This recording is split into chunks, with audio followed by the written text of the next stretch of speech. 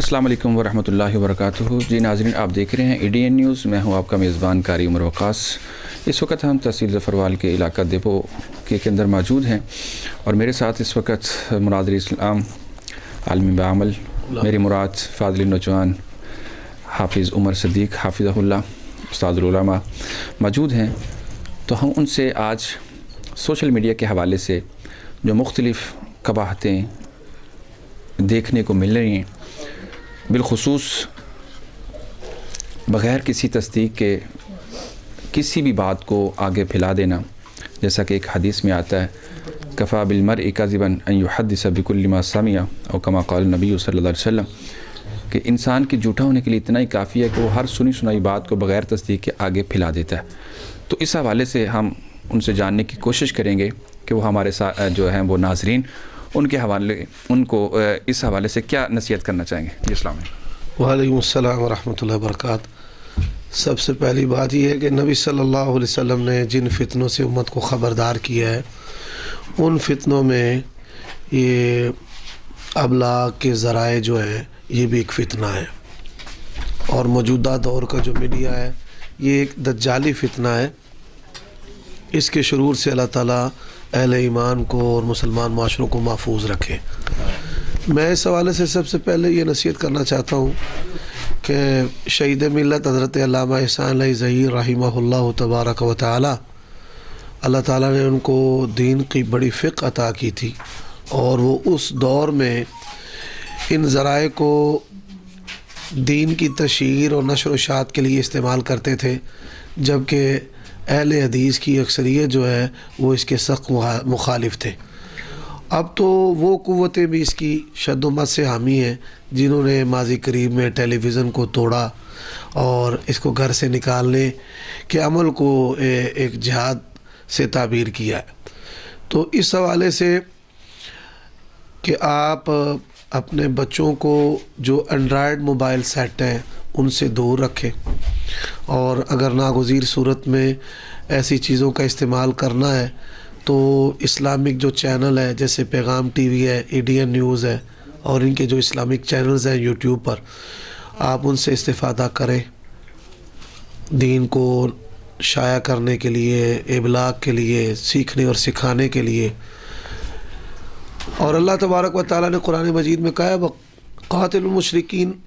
قاتل المشرکین کافہ کما یقاتلونکم کافہ۔ کفر سے مقابلہ کرنے کے لیے موجودہ دور میں ہمیں میڈیا کا سہارا لینا پڑے گا۔ اس کے فوائد اور نقصانات وہ کسی سے بھی پوشیدہ نہیں ہے۔ پوری دنیا کا کفر جو ہے وہ میڈیا کے ذریعے ہمارے اندر 3 چیزوں کو عام کرنا چاہتا ہے، ایک شرک کو، ایک فواحش کو، اور ایک الحاد کو۔ اور جو مسلمان گروہ ہیں، ونگز ہیں، جماعتیں ہیں، تنظیمیں ہیں، ذاتی طور پہ اخلاقی اور دینی اقدار کے حامل لوگ ہیں، انہوں نے الحمدللہ جو دین پہ کام کیا ہے اس کو پروموٹ کرنا چاہیے، مالی طور پہ اس کا حصہ بننا چاہیے، اور لوگوں کو اس کی دعوت دینی چاہیے۔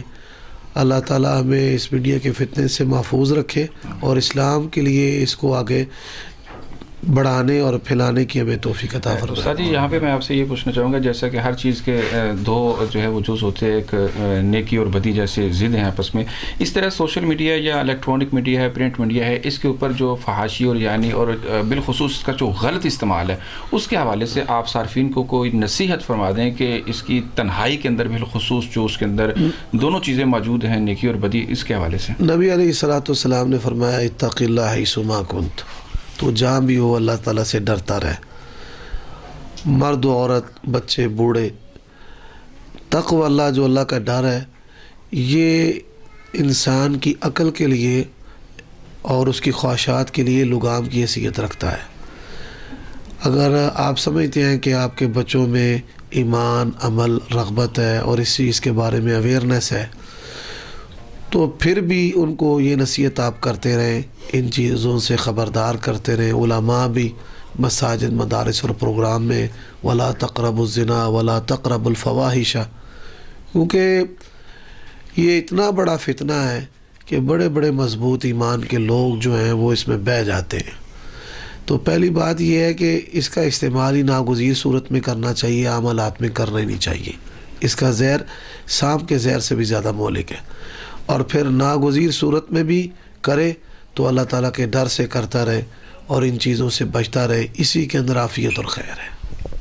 جزاکم اللہ خیر۔ ناظرین، جیسا کہ آپ نے سنا کہ ان کا یہ نصیحت جو انہوں نے عوام الناس کے نام جو پیغام دیا وہ یہ ہے کہ اگر کوئی ضروری سمجھتے ہیں کہ اس حوالے سے ہمیں کوئی انفارمیشن ملے، ہم اس سے کوئی استفادہ حاصل کرنا چاہتے ہیں، وہ تو صرف اپنی اصلاح کے لیے، تقویٰ للہیت، اگر اپنے ایمان پر ان کو کوئی مضبوطی ہے، کوئی اپنے اوپر کوئی وہ کہہ لے کنٹرول ہے، تو وہ تب جا کے اس کو استعمال کریں۔ لیکن اس کے باوجود انہوں نے جو اس بات کی طرف اشارہ کیا کہ اتق اللہ حیثما کنت، تو جہاں بھی ہو، یعنی تنہائی میں ہو، رات کی تاریکی میں ہو، یا بستر پہ ہو، بیڈ پہ ہو، یا جو بھی تو دیکھ رہا ہے، اس کو یہ دیکھنا چاہیے کہ میرا اللہ علیم خبیر ہے، وہ یقیناً وہ جاننے والا ہے، وہ یقیناً وہ دیکھنے والا ہے، وہ تیرے ہر عمل سے باخبر ہے۔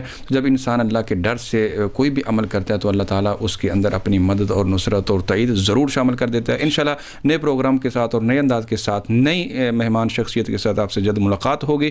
اس وقت تک کے لیے اپنے میزبان قاری عمر وقاص کو اجازت دیجیے۔ اللہ حافظ۔